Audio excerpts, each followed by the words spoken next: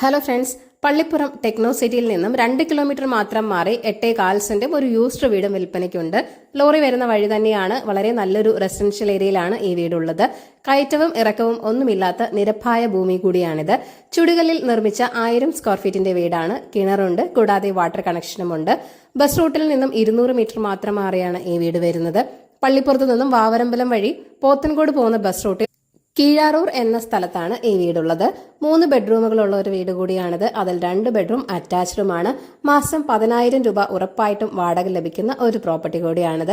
ഇൻവെസ്റ്റ്മെന്റിനായിട്ടോ താമസിക്കുവാനോ വാങ്ങാവുന്ന ഒരു വീട് തന്നെയാണ്.